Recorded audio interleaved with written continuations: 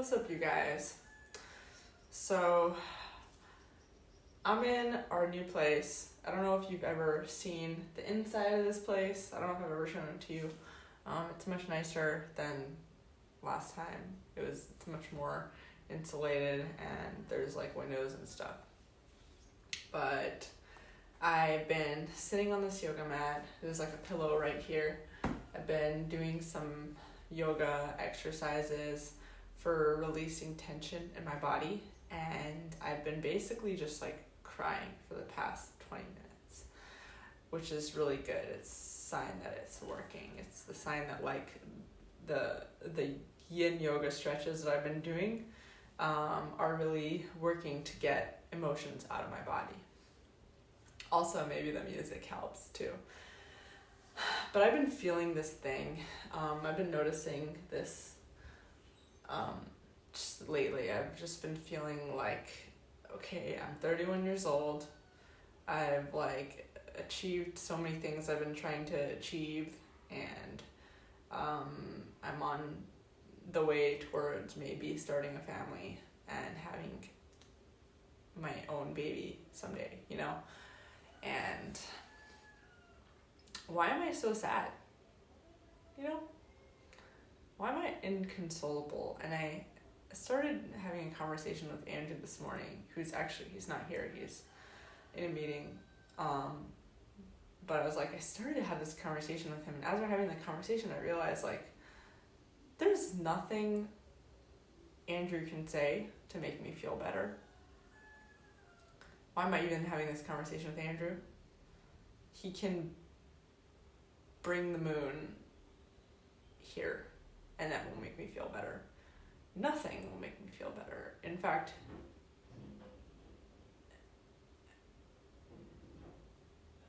you know, there's things that if I could go back in time and prepare things in a certain way, or, I mean, there's nothing I could have done better if I go back in time. But if you were to like take things out of the equation and like, you know, shape things in a certain way, maybe I would be a different person, maybe I would have different sets of feelings or whatever. But like right now, the way that I'm feeling, it just feels inconsolable. It feels like nothing could really change this, the way I'm feeling. And I'm even tearing up just talking about it. It just feels like it's just in my body, and nothing will change it. And in fact, when I try to talk to other people about it, if I try to talk to Andrew about it, if I try to talk to anybody about it, anybody that loves me, I'm not even talking about people that don't care or people that are not nice. Right now in my life, I only have the best cream of the crop people to talk to, really. The people that care so much, like very non-judgmental, very accepting, loving, listening. And I still don't feel like talking to them. I still don't feel like they can help me. I don't feel like they can help me. I feel inconsolable. And I feel like almost like a problem, you know? I feel like a burden. I feel like the fact that I'm having these feelings is a problem because there's no reason anymore to have these feelings. I have taken away all evidence for these feelings being necessary. And then, you know, but I still have them. And even if, you know, I have a friend who's really good with somatic healing, and I actually feel better every time I talk to her. I really do. She, you know, if I'm feeling down or stressed, or if I'm in my fight or flight, in my worst fight or flight, the one that I told you guys about, she's like the coach in my worst fight or flight. I've talked to her, I would text her, and it would feel like the world is ending. And she was able to bring me down from a severe fight or flight. And this was happening a lot in Mexico. I made some videos and I talked about her And she was able to do it, and she can do it. She's a healer. Anybody that is having an issue in their body, I mean, literally a physical illness. You have a physical illness in your body. She can take it out of your body. If you talk to her, she will do this thing where she will, let's focus on this part of your body that's hurting and this and that. And she'll do this repeatedly, and she's a healer. She can really talk through it with you until you are releasing emotion constantly until somehow you realize after a while that you're doing this with her. So it's called somatic healing, somatic therapy. You start to feel lighter, and over time, and she's done this for herself, she's cured herself from an autoimmune disorder, and which is uncurable, or at least in Western medicine is considered uncurable, but she did this in the West. She did this on herself by just understanding her body and understanding how these illnesses come to be, and a lot of times we can use our own emotional state to change it. But she was able to do that, and she can do that on other people. But so I can easily call her. She doesn't charge me any money. She doesn't ever make me feel bad for calling her. She doesn't ever sound exhausted from talking to me about it, even though she has children, she has responsibilities, she has a job, at least one job that I know of that she's working a lot on, a very stressful job. I think in a hospital or something. But she just never makes me feel like that. But why am I still inconsolable then? I'm still inconsolable because I just feel like there's a problem with the fact that I'm inconsolable. There's a problem with having these feelings. I think that's my problem, is that I think that there's a problem with having these feelings. And even calling her, there's this clear resource right there, which is my friend, that I can call her anytime. And many people, she has helped many people that were on the verge of ending their life. And a lot of people are ending their life right now in the States. I don't know how it is where you are. A lot of people are ending their life because they're just in this place where they're physically, their body is in a state of unrest. They have maybe they have physical issues that are coming with it. Maybe it's just emotional. Maybe they just don't really see a way for themselves to survive long term, so they just feel like it's no point. And maybe they're just inconsolable. Maybe they're just depressed. And I've been thinking to myself, so I know what depression is. Depression is when you are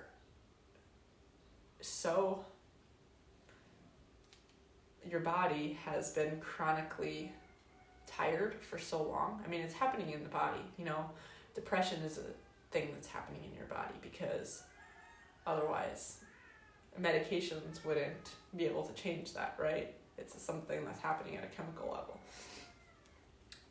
It wouldn't be helpful to use medications. It wouldn't be helpful to get on a treadmill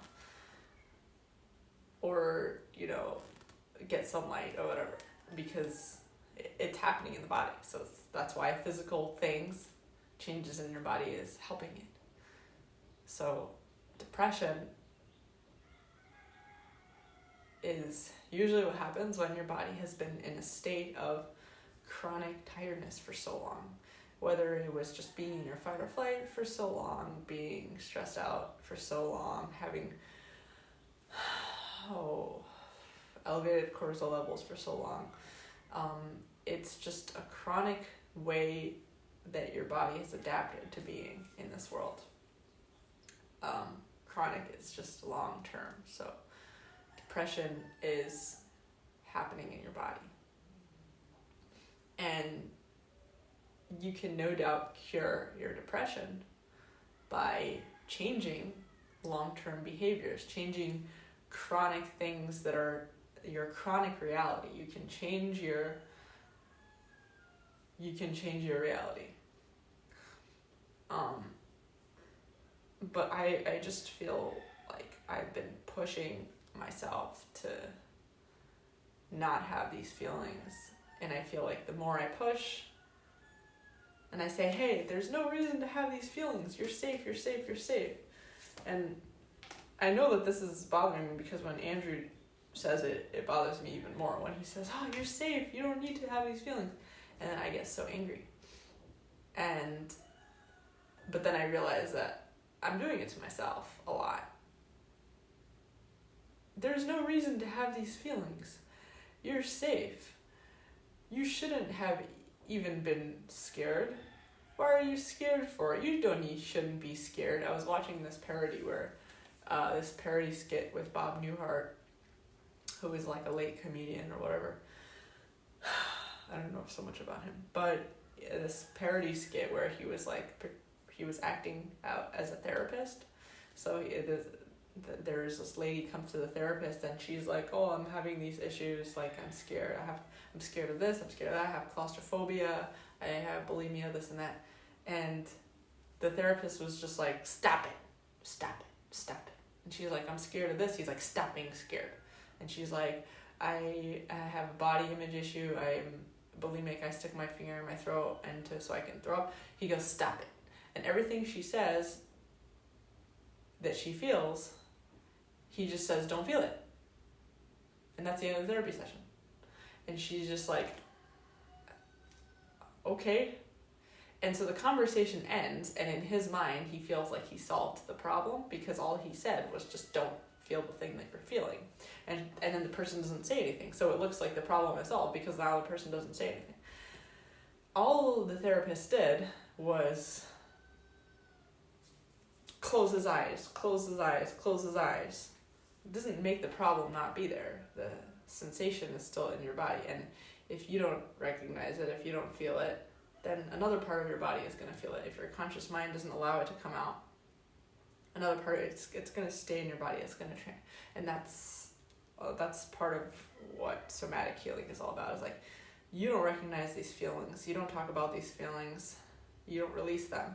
It's going to go. The sensation needs to go somewhere. So another part of your body is going to have to absorb it. And it might be a part of your body that might be your immune system. It might be chronically over time a part of your body that it becomes irreversible over time. You know, people get cancer and they wake up one day and they're like, oh, I have cancer and this and that, and like, you know, it could be that the sensation, if only you could have recognized the sensation and processed it, dealt with it on a conscious level, it didn't have to manifest itself in an unconscious part of your body. So anyway, that's what I've realized lately. It's like, I'm doing everything I need to do. I'm doing my exercises. I'm working out every day, drinking coconuts every day, getting massages like crazy, going to the spa a lot, very, very often, doing this yoga thing. Why? And then I'm having this conversation with Andrew, which just always makes me angry. But honestly, it's not Andrew. It's literally anyone that I have a conversation with usually. I just don't feel that anyone can console me. And what I'm realizing is there's a reason why you're inconsolable. Because you're not supposed to be consoled. You're supposed to be inconsolable. Because the reason you had these feelings, they're real. And your body just wants to be validated. It just wants an outlet to say, these feelings are okay. Be inconsolable. And also the idea that, you know, you're gripping fear, you're gripping panic, all the feelings that you've had. It's there because it's supposed to be there. It's there because your body is healthy. It's protecting you. It was hurt in the past. There was a reason for it to be there. Maybe the reason for it to be there was in your ancestors. Maybe it was in your environment. Maybe you're just such a sensitive soul that you absorbed the pain and the grief of the environment around you. Whatever the reason for these feelings, they're supposed to be there. And maybe the reason why you are inconsolable is because you're supposed to be inconsolable. And maybe there's nothing that anyone can do about that. And maybe the best thing you can do is just to be alone with your feelings for a long time and love them and hug them and accept them and just say, it's okay to feel this way because you're not crazy. You're not mismatched. You're just a human. You're not, even if you were trying to be sad, even if you're just like a Debbie Downer that's trying to be sad, you're like cynical, you're jaded, maybe there's a reason why you're like that. Maybe you were supposed to be like that. And maybe you being like that is how you've been protected until now. Because if you weren't like that, you would have inadvertently put yourself in situations that your body couldn't handle. So maybe your body needed to be like this, to be in the environment that it is, and to be in the situation that it is. Maybe you need to be a guarded person because you've spent so long around people that are not guarded, that don't have boundaries. Is what I notice here in Bali is like a lot of people don't have boundaries. I don't know why. It's just this kind of place. A lot of people come here and are sort of,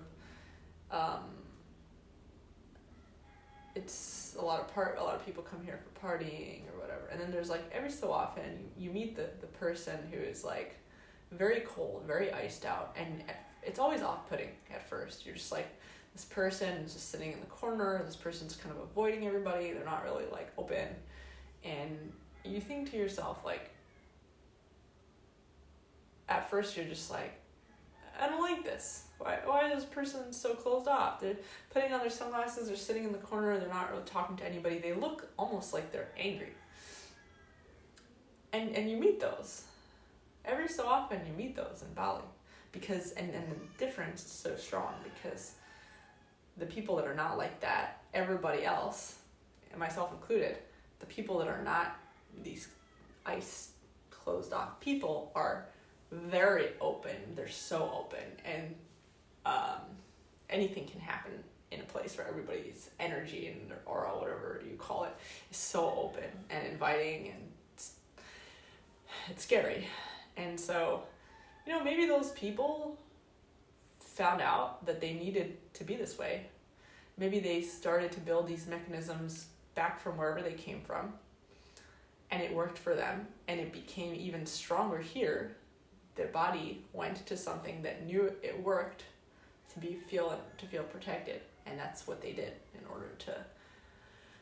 and that's what they got deeper into in order to feel protected. To try to gaslight yourself and say, yeah, we've been in all these situations, we've had these things in our body, but there is no reason for you to feel this way. There's no reason for you to have these feelings. Just stop it. Just don't. Dial it back a notch. Your body is going to tell you, okay, I guess I won't tell you about it. But I can't not be it. I can't not feel it.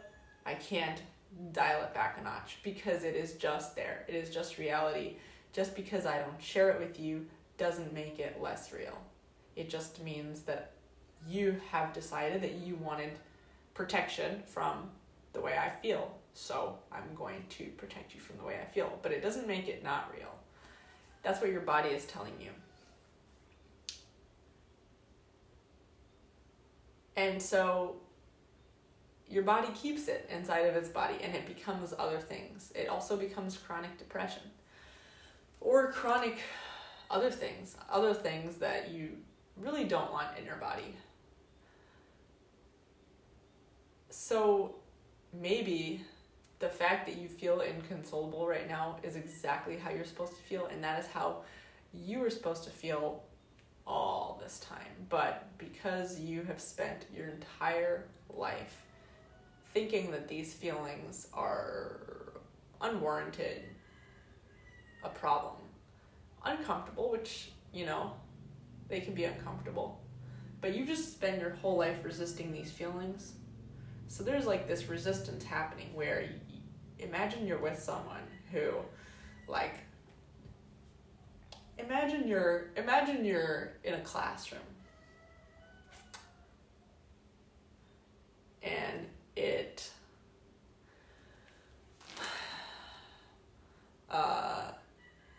smells really bad.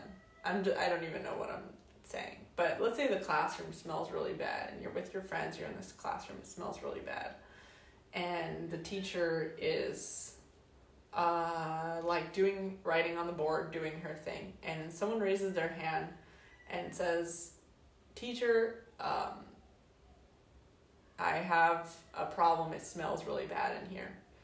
And the teacher says, "I don't smell it, so be quiet, put your head down, and do your work." And then another person raises their hand, and the teacher basically just keeps saying, "I don't smell it, so just put your head down, do your work."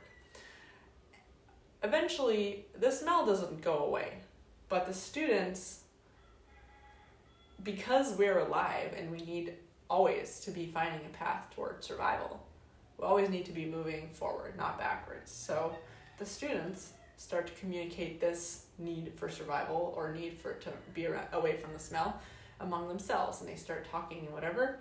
And next thing you know, the students all leave the classroom, and the teacher has no idea what just happened.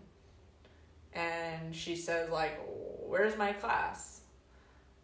And they're like, "We just don't want to be in this class anymore." They don't tell her what the problem is. They don't tell her that it was because of the smell. She probably doesn't even remember that it was because of the smell.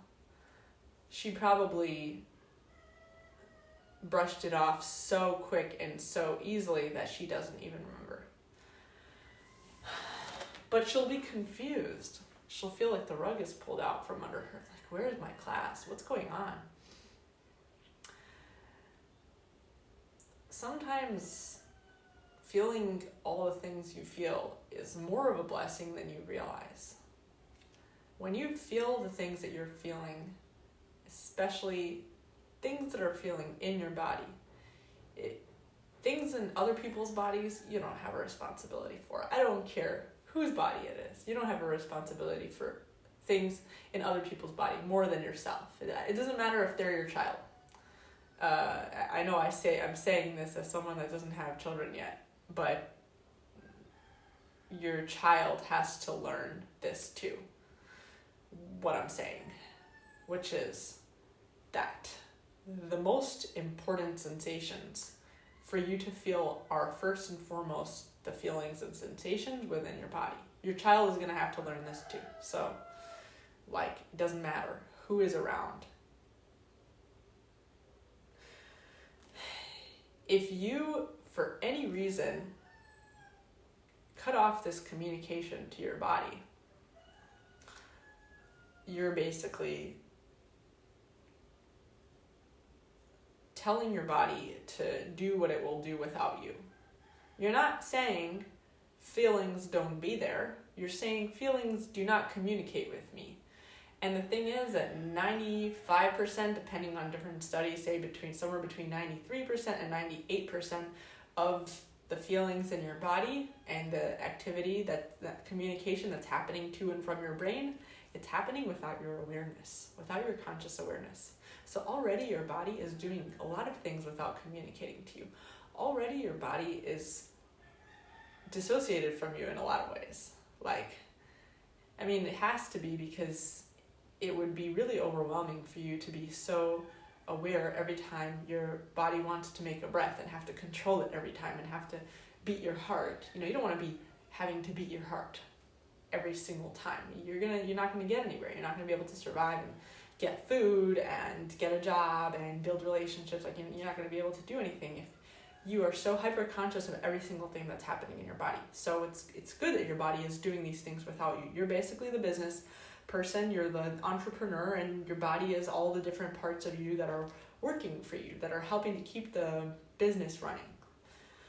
So it's good that you're not aware of not 93% to 98% of the sensations that are happening in your body. But sometimes there's things happening in your body that you really want to know about, such as depression, pain. Pain is really just a lot of signals clustered in one place. Like, pain is not pain. Pain is not bad. And this is why drugs are so bad for you long term, because basically when you take drugs, you're not taking away the problem. You're basically, and you already know this, so I don't have to talk about this with you too much, but like, you're just cutting off the communication between your body and you. So pain is just a lot of signals coming from one place. So like I said earlier, I go like this, I just feel something. I feel a sensation. I don't feel pain. But if I were to go like this and I would press so hard that it bled and it went through, first, if I made a cut, it will be a little bit painful, but it won't be painful. Like, I can't handle it. If I were to go all the way and make like a huge fleshy cut that's really big, then it would be so painful that I couldn't handle it. Then I'd want to take like ibuprofen or something.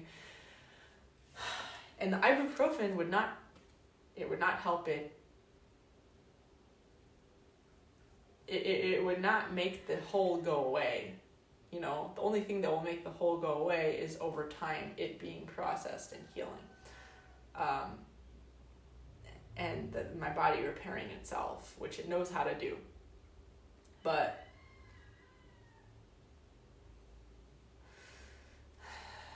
the ibuprofen is for me to just calm down the signals that are going to my brain.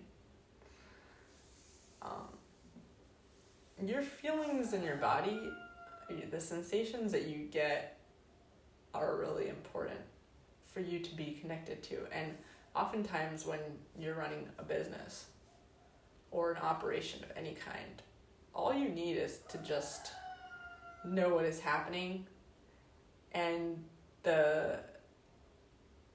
those parts of your business or of your body, I mean, it's so similar, it's amazing. But those parts of you that are crying to you, all they need is to be heard, and for you to know that they feel this way. And they'll be okay. Like, it's just signals. They need you to feel through them. They need you, they're trying to connect with you. They're parts of your body that are trying to connect with you.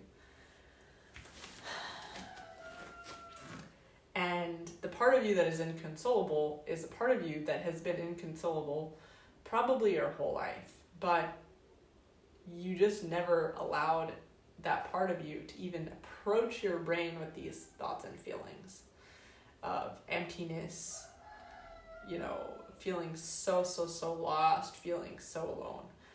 And because you tried to avoid these feelings by doing other things, by being around loving people that are loving and accepting, and you know, take your mind off of these feelings inside of you. You've done activities, physical activities, but ultimately you never actually addressed the fact that your body feels inconsolable, or whatever it is, the feelings that are in your body. And you never told it, you always just told it to go away. Sadness, go away. Anger, go away. Like, negative feelings go away. Just like when a business owner, there's a problem in his business that he should be aware of because he wants to live a long life. He wants his business to be successful, right? But he just tells the employees that bring this problem to him to go away. And so the problem didn't get fixed. All the employees learned is that they shouldn't share it with the boss, and you just should be disconnected. And like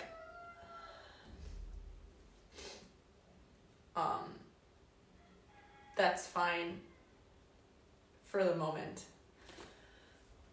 That's okay for the moment if you are just so overwhelmed and overloaded with things that you just can't deal with that thing in your body, in your business, whatever it is. But long term, those problems will just keep getting bigger and bigger.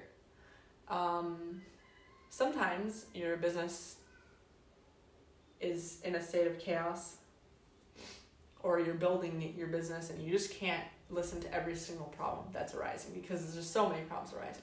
But then you get over the hump where your business is profitable and you're doing okay, and then now you're able to actually relax and listen to the problems, the little nitty-gritty things, that ways that the business could be improved or whatever.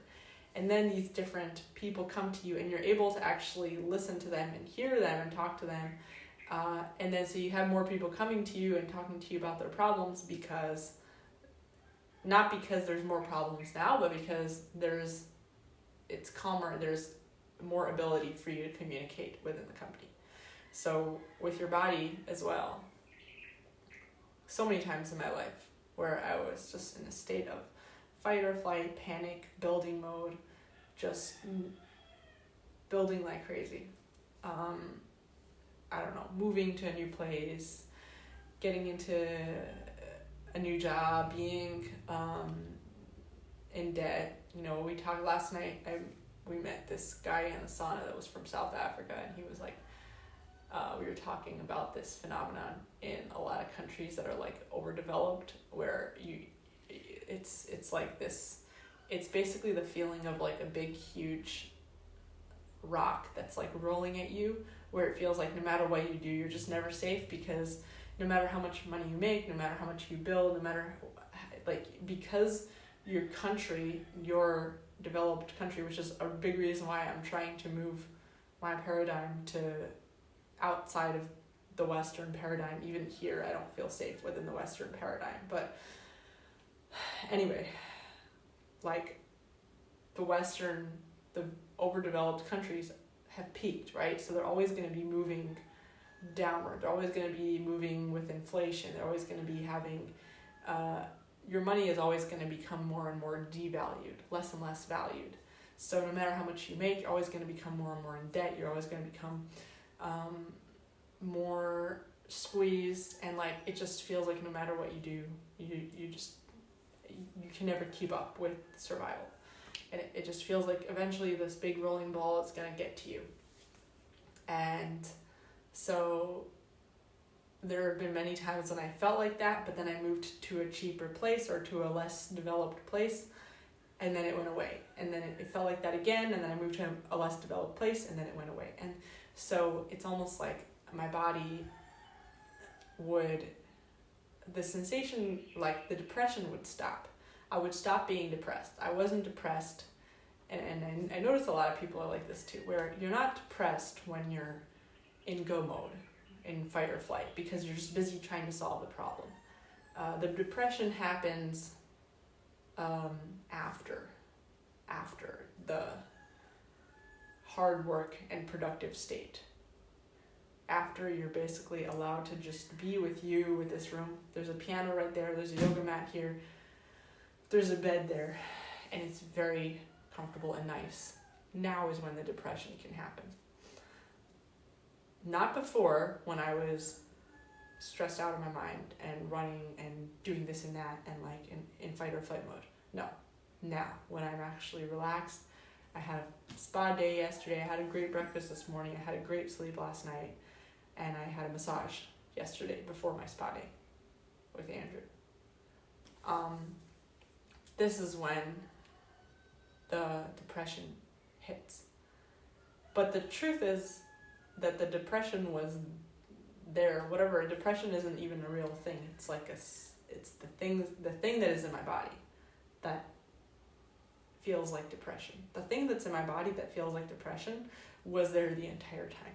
I'm only able to hear it now and feel it now because I've cleared my plate from the other things, the more immediate survival things. So now I can actually communicate with the employees in my company. I can communicate with the parts of my body, and I can actually know that these feelings are there. People will say things like, don't let your mind be idle. The idle mind will create problems.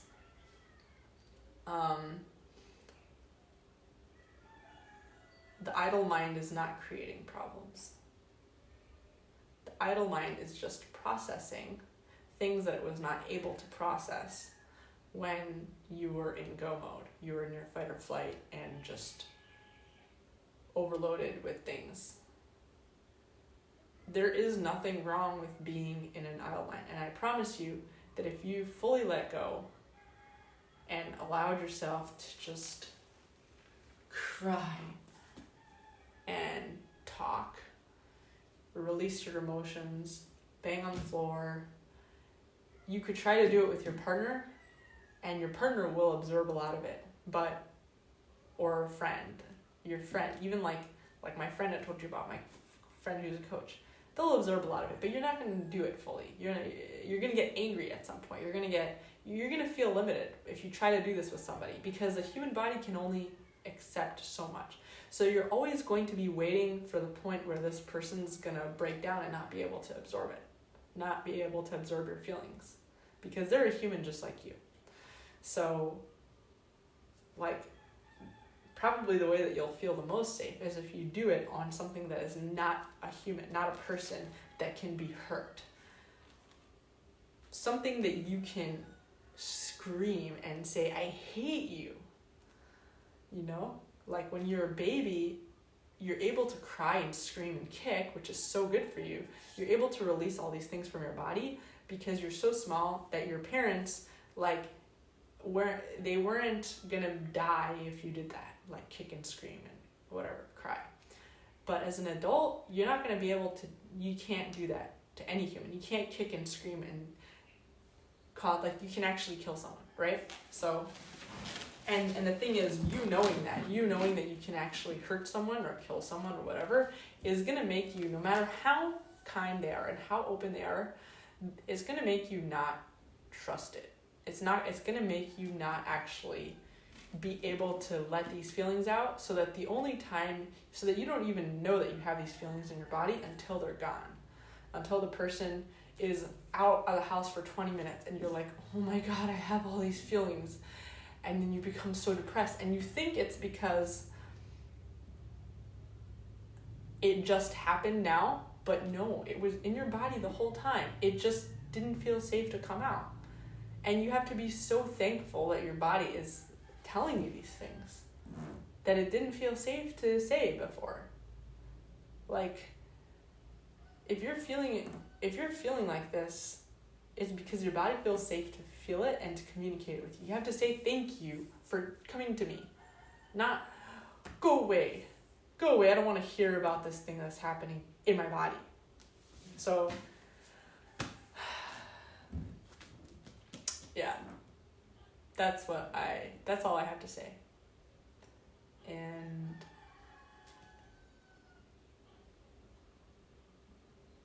I know a lot of people are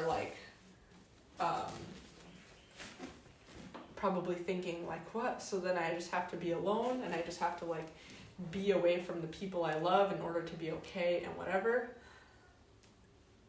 No, some people do, but because some people literally, they just have so many emotions and so much stuff to untangle that they literally just can't be around anybody, because untangling it means they're going to pull somebody else into this dysfunction, and then that person's going to become an agent of dysfunction in their situation, and then it's going to become the healing is going to take so much longer. But for a lot of people, literally all you need is to just be aware of the fact that you might have feelings in your body that are there. They're feelings of deep, deep, deep depression, or whatever you want to call it, inconsolable feelings that maybe were there your whole life. And I know a lot of you have gone through a lot in your lives.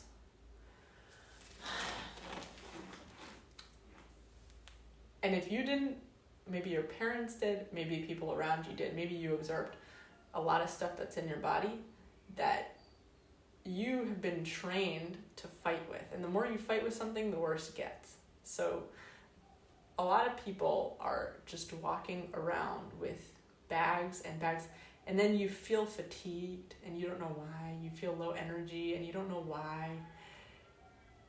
But you're also under the impression that the feelings are the problem, when the reality is like the best thing that could happen to you is that you feel shitty. The best thing that could happen to you is feeling empty, numb, inconsolable, and the longer you allow yourself to feel these things and you tell it, thank you. Thank you, my beloved body part and my beloved feelings, my beloved self, for sharing this with me. I'm so grateful that you didn't just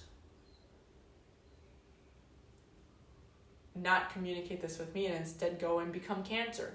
I'm so glad that you communicated this with me. So now I have a chance to be there with you, spend time with you, so that you don't go and screw up a department in my business, part of my business. I'm so glad that I can actually be aware of this thing that's happening. And I love you. Just like you would do with a baby. Literally just like you would do with a crying baby. But I know a lot of people, I don't even know if I should say just like you would do with a crying baby, because now I think about it. I know a lot of people with a crying baby, they're telling the baby to be quiet. They're like, be quiet, shh. And the baby starts crying and everybody starts freaking out because they're like, oh my God, the baby's crying. No, the baby's supposed to cry. Babies cry because they're supposed to cry. It's the healthy thing if a baby cries. That's how a baby that doesn't cry, and they did like studies about this, like babies that don't cry when they're little have more health problems as adults. Because when you train your baby to not cry, or to be averse to crying or feeling their feelings, releasing their emotions, you're basically training them to swallow sensations and dissociate from their body and their body's sensations. So like there's two things that happens when you feel something in your body. There is the thing that happens in your body that is communicating to you, and then there's actually three things that happens when something happens in your body. There is the thing happens in your body. There's your body communicates to you, and then there's your reaction to the body's communication. Fire in your business. Employee communicates, your reaction. So thing in your body communicates, your reaction. If the thing just happened in your body and your body never communicated to you, that would be a problem. Because you would like lose an arm or something. Like someone's arm is cut off and like all the nerves and sensations are gone, so they don't even know. So that's a problem, because you like lose a limb or something, or you just die. So that's a problem. The thing happens in your body and it communicates to you, and you don't want to hear it. That's a problem too, because things happen in your body. Your body is gracious enough to communicate this with you, and you don't want to hear it. So what happens in the future is thing happens in your body communicates it with you. This signal is trying to come to you. Instead of you taking the signal and releasing it to the environment, whether it is by telling somebody about it, or by crying about it, or by kicking the floor and saying, I hate you, I hate you, I hate you, or punching something, or whatever you need to do to release this electrical signal into the environment, this pulse of energy, or whatever you want to call it, back into the environment. What you do instead is you take this signal and you push it right back to where it came from. So body has a problem, communicates with you about it, and you push it right back into the body. And essentially you start to train your body to not even communicate to you about it, that every time you feel something, there is, it just becomes worse. So your body learns how to attack itself, and this is what an autoimmune disorder is essentially, which is why my friend who she really cured her own autoimmune disorder. Like, she cured the symptoms, she cured the whole process by doing this. Like, and that's why she learned about somatic healing, because this is happening in so many people. Is like, you're basically training your body to attack itself, to attack itself. And you see this, and I'm going to take this a step further, you see this in a lot of northern countries where people are very stoic and they just sort of like swallow their feelings. There is no coincidence, and they teach their kids to do this too. There's no coincidence that the United States has overwhelmingly, not just the United States, they say developed northern countries, United States, European, northern, Scandinavian countries, overwhelmingly higher rates of autoimmune diseases than like the warmer countries, places where the cultures are a little bit more open to emotions and feelings. If you think something, you say it, your friend will think something, they'll say it, everybody is just like, thinking and feeling, and it's accepted and normal.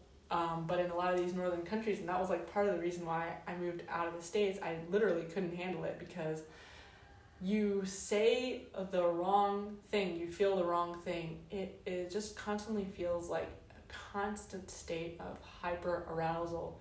Everybody is like that. The emotions, the feel, like the signals have nowhere to go, so everyone is constantly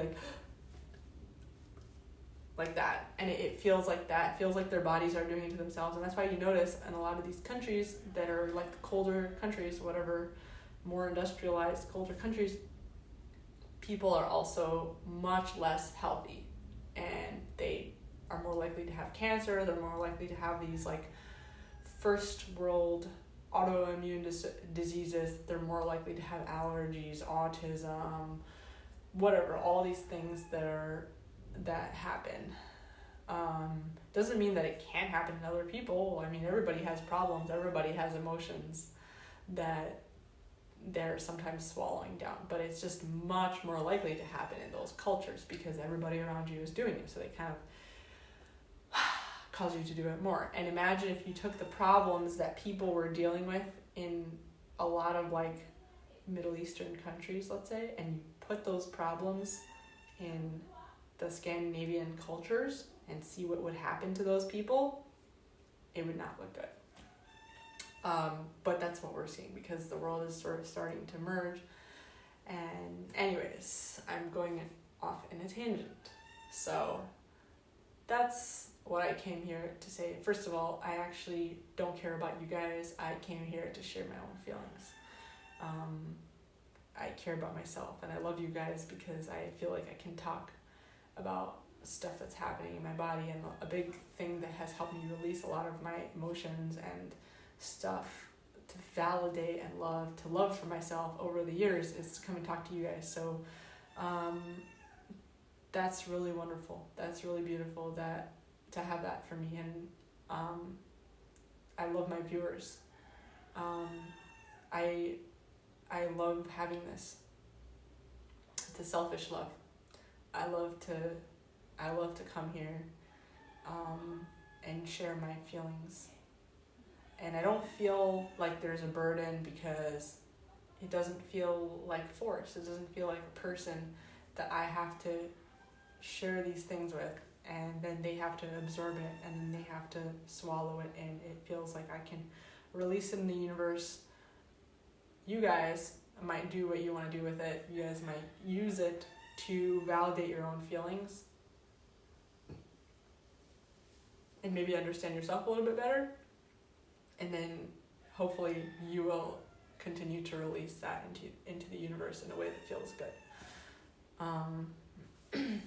So I already feel better, like literally just from making this video. I felt better already because I was crying. Like I was already in a state before I turned this camera on. I was like listening to music. I was doing this thing where I take the pillow, I put it under my back, I put my feet up, and then I just cry. I have my hands up and like this, basically like a baby. And I just cry, and I cry to myself, but you can cry to... I actually feel pretty good about crying to myself at this point. I feel like I'm a pretty good parent to myself. I've been practicing this, but when I started, I didn't feel like this. I didn't feel like I was a really good parent for myself. And the cool thing about yourself is that, you feel like you're unsafe because you feel like nothing is ever safe, or you feel like nothing is ever going to work, and you're always going to be alone and this, that. When you learn how to cry to yourself, you understand that you are never going to be alone again. You're never alone again, because even if another human, their body can be separated from you for 20 minutes, other people, like even if this channel were to go away, the internet were to collapse, or whatever it is, you always have yourself. Until the end of eternity, you always have yourself. And that is so awesome. That's really beautiful. And even if you haven't learned to enjoy your own company right now, you can learn how to do that. You can learn how to enjoy your own company, and it doesn't mean being alone. In fact, learning how to enjoy your own company is how you will really enjoy the company of other people. You're going to be able to fall in love in a much easier way. It's much easier to be in a loving partnership, relationship with another person when you can learn how to enjoy your own company. And this has certainly been the case in my own life, was when I learned how to have these loving conversations with myself, because everything that, essentially your conversations with other people are just a projection of the conversations that you're having with yourself. So when you can learn how to have these loving conversations with yourself, it bleeds into your relationship. You're having awesome conversations with your people around you. They're learning how to, it's contagious. They're starting to have more positive conversations with themselves, and then they bring it back like a ball, and everyone is just lifting each other up. But it really just can only start with yourself. Learning how to love yourself and be there for yourself. So that's really rewarding. But even if you are alone and you feel like you might be alone forever, or you're alone, there's nothing more rewarding than feeling that you're never going to lose yourself. You're never going to lose the safety of having yourself. But if it's hard in the beginning because it's hard in the beginning because you're used to needing it just feels so much better for another person, an emotional witness, because you're human, and humans, we've been conditioned, and this is not a bad thing. This is what we need to be social, and we've been conditioned to need to cry to someone else first. Before we can validate our own emotions, we need somebody else to validate it for us. And that's very normal and healthy, and that's how it is being a baby. You need your parents, in order for you to learn how to validate your own emotions, you need your parents to do that too. And actually, they need to say, hi, you can cry, it's okay, whatever. And then you can learn how to do that for yourself. You can hire a somatic coach like my friend, who's amazing. She is literally amazing. But if you can't do that, and you still just need someone to absolutely unconditionally be there for you, and you feel like you're inconsolable because you just don't feel like any human on the planet can calm you down, because you just don't feel, you're just not able to feel fully relaxed around any human to be able to do that, because you're just afraid of burdening someone or whatever it is. You could you could try to imagine someone that is there for you in the exact way that you need. I mean, that's what I did today, and I thought it really helped me. And if it doesn't help you, I'm curious to see if anyone has like a better thing that they've tried that has helped better. I'm really curious because I'm trying to learn for myself, like, all the ways to do this. Like, so I learned this from a YouTube video where I just lay down like this, like a baby, and I cried with so this is where my lower back was on this, my head was like that. I mean, here, I'll just show you. So I'll just show you. Oh, it's so messy here, so I don't want to show you the whole thing, but so I just like lie down like that, and my arms like that. I should get more clothes, I know.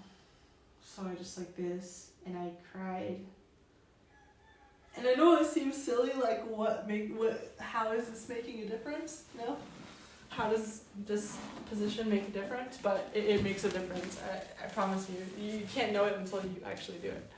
So, and then pretend you're a baby, remove all judgment, completely remove all judgment. There's nobody there to see you. There's no cameras. If there's any, spies watching you in a camera somewhere, then they're the weirdo, not you. Just like totally let go and allow yourself to cry uncontrollably to this imaginary person, and this person or parent or God is basically so omnipresent. I mean, God, universe, cry to this like being, but this being is basically like your best friend or your parent or someone that is just there for you in a way that no matter how much you kick and scream and you just say like, I hate you, whatever, they're just still going to be there for you. When I was little, and so I was raised all in the Frum community, ultra-Orthodox Jewish community, and like a lot of times I felt like I just felt like I couldn't really be close with God because the feelings that I had, I just felt like it was too much for God to handle. Like I had such strong, deep feelings of anger, resentment, depression, like all of it, you name it. I hated everything, hated the world. As a child, I fantasized about, and I had happy time, like I was happy also, but like I also was very resentful. I was a happy kid, but I was also very resentful. Complex human emotions as a kid, and I was like, I just didn't feel like God could handle my emotions. I just felt like God is too sensitive, you know what I mean? And God is just too overwhelmed with like worrying about everybody else. And maybe that's just the way I learned about God in school. Like don't disgrace the name of God. Don't cuss at God. That's like you're basically done if you cuss at God. And so I just felt like I had all these emotions, and in order to like really, really be able to feel these emotions and be there for my own emotions and release them into the environment or whatever, I needed to leave the religion. I needed to abandon, which I did, and like actually really worked for me. So for some people, you actually need to be away from God, but for some people, it's opposite, where you feel like God can handle everything. And all of your emotions, you can cuss at God, you can scream, shout, whatever, and God will still be there. So like whatever that being is for you, that like can basically absorb all of your feelings, all of that, those signals your body is crying to. Your body is like, I'm hurting, I'm this and that, this is happening, this is happening, this is happening. And you say, thank you for coming to me and telling me about all these things. And you just say it, and you just keep being there and say, thank you, thank you, thank you. And then I'm going to do something with all these feelings that you're coming to me with. I'm going to release it into the environment. I'm going to punch something. I'm going to yell at God. Wherever environment or place you feel safe enough to do that, go there and do that. If you feel like you can only go out into the park where nobody is there, a lot of people like to do it in the shower, actually, like in bathtub. It needs to go somewhere. You can't swallow it back in. It's not good for you. You need to yell at somebody. But the thing is that chances are, if you yell at people, most people are just not able to handle it, especially Westerners. I'm sorry to say this, especially people that they're just not used to this. They're not used to receiving emotions, signals, they're more, that's an experience for me growing up. I went to a very, European school, like European ultra-Orthodox school, and what I learned, like my family, people were much more open, but even my family was kind of restricted. But it was much worse in the more European, more Westerner settings. So I would recommend you try not to do this around humans, and if you do, try to release your emotions around people that are not going to be so bothered by it, because they'll be able to handle it. If you believe in God, only release it to God if you feel like God can handle it. Because I didn't feel like God can handle it. I don't feel like anyone can handle my emotions. And it only made it worse. I felt inconsolable. And, you get to a place in your life where you finally feel safe and you feel like you can actually have these emotions, and they all start pouring out. And if I keep believing the voices from the places where I was, I would just want to kill myself, because I would think to myself, everything is okay, Pardes. Why are you having these feelings? Are you inconsolable? Those are the voices that I hear in my head, and those are the voices that I really resent. I hate so much. I feel like I picked up those voices in places that I did not belong in. I did not belong in these cultures. I did not belong in these places where people were so stoic. And so, stoic is a nice way of saying it. The real way of saying it was so disconnected. And just, I felt, they would disconnect themselves from their bodies, and I felt like I have to also. But that wasn't me, and it didn't have to be them either. It doesn't have to be anybody. You don't have to be disconnected from your body.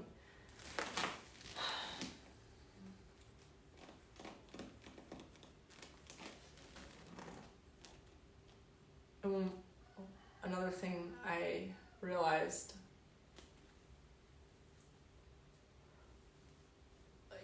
it took me a while to understand this, but it felt like, for so long, it felt like people were always mad at me. Like everything would be okay, and then I would be in the room, or I would be in someone's life, whatever, and all of a sudden, they would start crying to me, or they would start yelling at me, or they would be mad at me, and it's like, this person has never been mad at anybody before, but they're mad at me. Why are they mad at me? Why does it feel like everyone is always mad at me? Why does it feel like everyone's okay, but then when I'm around, all of a sudden everybody's life is being ruined? And it's like, coming to the realization that when you understand this phenomenon of emotions and feeling safe to feel, those people were never mad at me. Nobody was ever mad at me. Those people felt safe to feel around me. And what a blessing. And I didn't understand it. And so when I was in those situations and people would project their feelings at me, their emotions at me, instead of saying thank you. Because why would you thank somebody for throwing negativity at you? And the truth is that it's probably, you can't handle it. You're not even taking the negativity from your own body. Why should you take it from somebody else's body?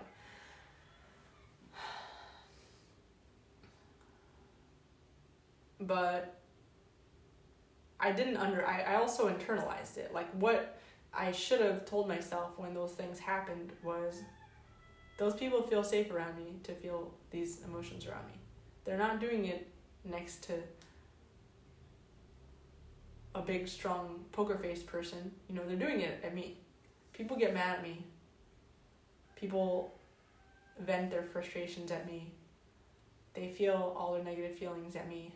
Not because they hate me more than other people, not because I'm a problem in this earth more than other people, but just because maybe I make them feel safe. So when you're in an environment that allows you to feel your feelings, your negative feelings, cry, whatever, just remember that. Maybe the reason why you feel all these feelings is not because you are worse off than you were before. Maybe the reason you're feeling all these feelings now is because you feel safe enough to do it. And maybe you can start by thanking your body for being brave enough to come to you now. And like, trust that unless you learn how to love yourself, and I'm still learning how to do this, so this is just still a learning experience for myself, a learning process. Trust that as long as you show your body that you will be there for it, unconditionally love it no matter what, and that you actually enjoy feeling with it, eventually it won't even have to get your attention in that way. It's just going to trust that you love it and you're with it, and you're just going to be in your body. You won't feel, you're just going to be with it, and your body will be okay, and your body's going to be safe to be with you. I don't know if I'm making sense, but that's all I have to say today. I'm actually going to maybe lie down a little bit and maybe play some piano, and yeah. Just going to take a slow day. It's Saturday, and maybe cry a little more until Andrew gets here. I would cry to Andrew, but it's like I feel like even in your relationship with other people, like, you can't improve anything in your relationship until you have first demonstrated it in yourself. It's just with everything. It's like, if you want to improve, if you want to share something, if you want to share a level of intimacy with another person, you first have to feel that intimacy within yourself. Once you feel safe and secure in that level of intimacy with yourself, then you can bring it forward to other people in a way that you feel safe and secure in, and so it's going to translate in a positive way. So that's kind of, and I feel like this method of doing things really worked in my relationship too. Like, you guys, I've not hid anything from you guys. You have seen all of it. You've seen right from the beginning when I met Andrew 3 years ago. Like, I've documented everything. So you guys know exactly this trajectory that I've been on, even way before. I've been just vlogging nonstop. So this is literally just as much experimental for me as it is for you guys. And hope you're having a good day wherever you are. Or not a good day. I hope if you're crying, just cry. Cry. Let it out, because you deserve it. And not even because you deserve it. You don't have to deserve it. Because the world can handle it. You can literally, the trees can handle it. The floor can handle it. The energy that you have received in your body that you need to start releasing and crying can be handled by the universe. So all you gotta do is let it out. Just keep crying. And it's okay if you're inconsolable, because you have to be that way, because life kicked you in the butt and gave you many reasons, and maybe even you being this way is what you need for a while, and that's okay. Okay, see you guys. Bye.